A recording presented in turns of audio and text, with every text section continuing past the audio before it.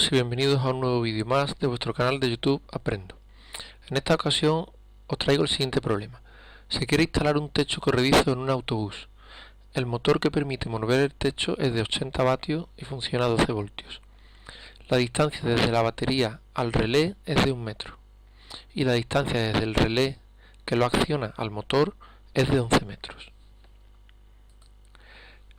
Los diferentes apartados que nos piden son: apartado A, determinar la intensidad de corriente eléctrica, así como el fusible a colocar.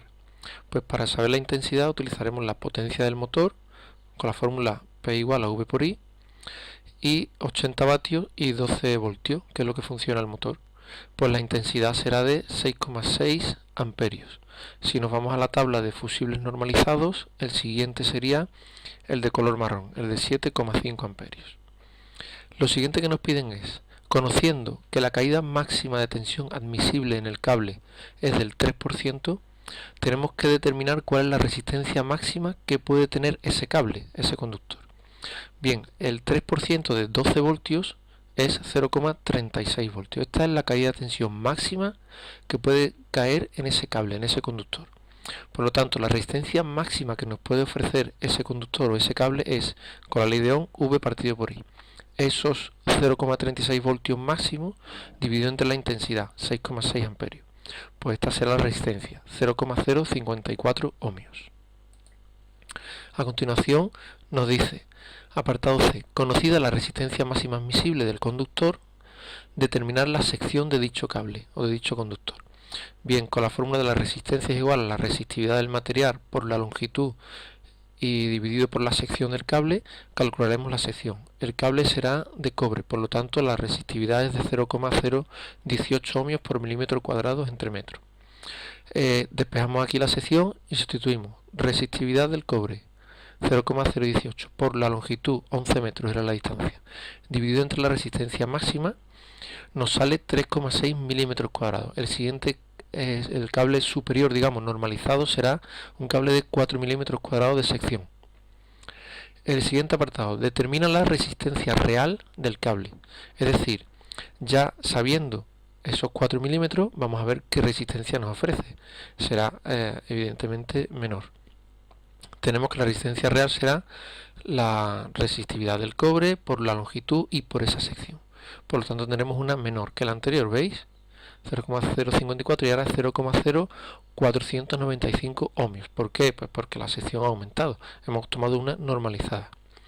El siguiente apartado. Con el dato anterior averigua la caída de tensión que produce el cable. Pues la caída de tensión será I por R de la ley de Ohm.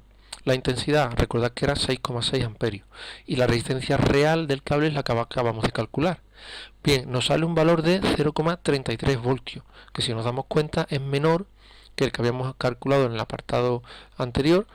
El apartado anterior es de 0,36 voltios, que era la caída de tensión máxima admisible. Por lo tanto, por ahora cumplimos con todas las expectativas de diseño. Seguimos.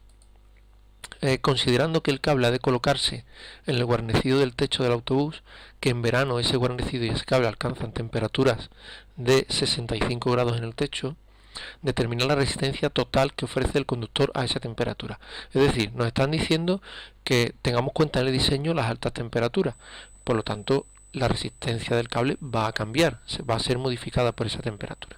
Para ello utilizaremos la fórmula resistencia final es igual a la inicial por 1 más el coeficiente térmico del material, que en este caso es cobre, 0,004, por el incremento de temperatura. Temperatura final menos inicial.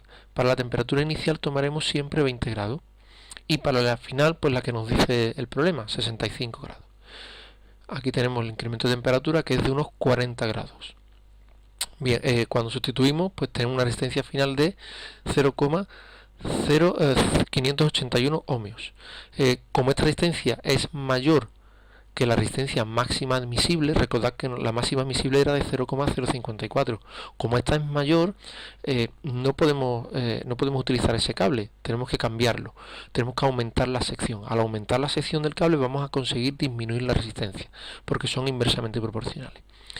Es decir, el siguiente cable normalizado de 4 milímetros pasaríamos al de 6.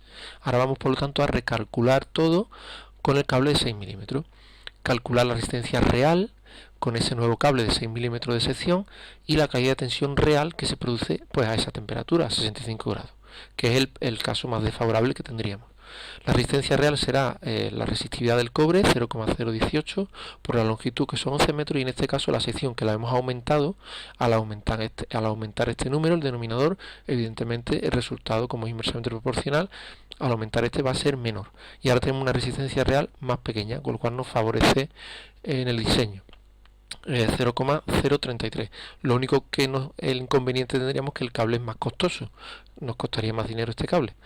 Teniendo en cuenta los 65 grados centígrados, la resistencia final, por la misma fórmula anterior, resistencia inicial por 1 más el coeficiente térmico por el incremento de temperatura, la final menos la inicial, nos da una resistencia de 0,039, que también cumple.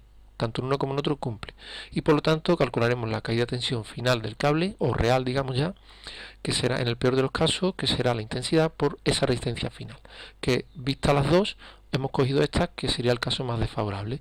Y en este caso, que es el más desfavorable de las dos, aunque son prácticamente iguales, pues tendríamos una caída de tensión de 0,26 voltios, que sigue siendo menor a la que vivimos en el apartado B, a la que nos establece la normativa, que es el 3%, en este caso de 12 voltios, 0,36, y nos sale 0,26.